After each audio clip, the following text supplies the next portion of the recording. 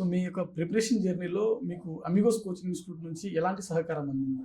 Sir Amigos పర్టికులర్గా నేను చెప్పాలంటే నాకు గ్రూప్ 1లో చాలా హెల్ప్ చేశారు. మెయిన్స్ ఆన్సర్ రైటింగ్ అంటే నా first answer writing UPSC prelims అవ్వలేదు కాబట్టి మెయిన్స్ ఆన్సర్ రైటింగ్లో ఫస్ట్ అటెంప్ట్కి నాకు కాన్ఫిడెన్స్ ఇచ్చింది అయితే అమిగోస్.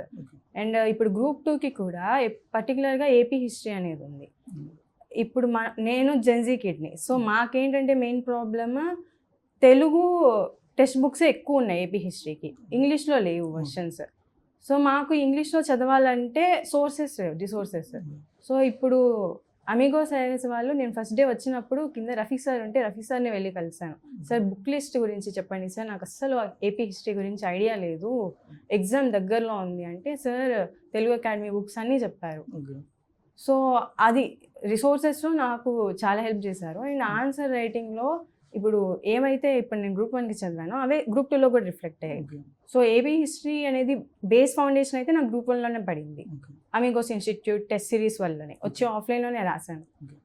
అదే యూజ్ చేసుకొని నేను మళ్ళీ గ్రూప్ 2 కూడా చదివాను. ఓకే, సో మేడం మీకైతే అమిగోస్ కోచింగ్ ఇన్స్టిట్యూట్ నుంచి బుక్ స్టాండర్డ్స్ ఏంటనేవి మీకు ఆ రిసోర్స్ అనేది దొరికింది. సో జనరల్గా చాలా మంది కోచింగ్ తీసుకోలేనటువంటి స్టూడెంట్స్ ఉంటారు, రూరల్ బ్యాక్గ్రౌండ్ నుంచి వచ్చినటువంటి వాళ్ళు కావచ్చు, ఇంకా వేరే స్టూడెంట్స్ కావచ్చు.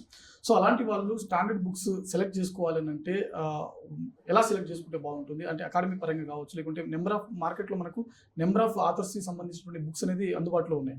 సో స్టాండర్డ్ బుక్స్ని ఏ విధంగా సెలెక్ట్ చేసుకుంటే బాగుంటుంది? సో స్టాండర్డ్ బుక్స్ అంటే నేను చెప్పేది అంటే నేను పర్టికులర్గా గ్రూప్స్కి చదవలేదు కాబట్టి ఇప్పుడు సబ్జెక్ట్ వైజ్ తీసుకున్నామంటే పాలిటీకి అయితే నేను లక్ష్మీకాంత్ రిఫర్ చేశాను.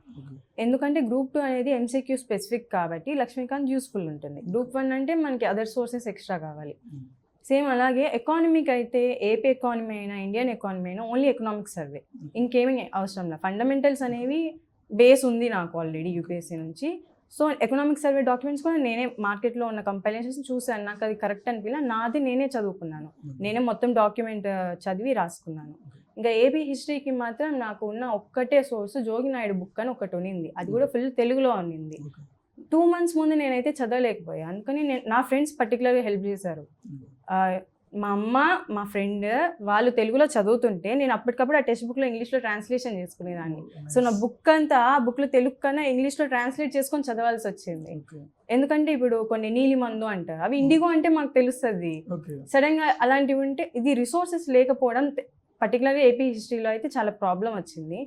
సో నా మార్క్స్ లిస్ట్లో కూడా ఏపీ హిస్టరీయే నాకు డ్రాబ్యాక్, మిగతావి నాకు స్ట్రాంగ్ పాయింట్స్ కాబట్టి అవి సెట్ అయిపోయాయి.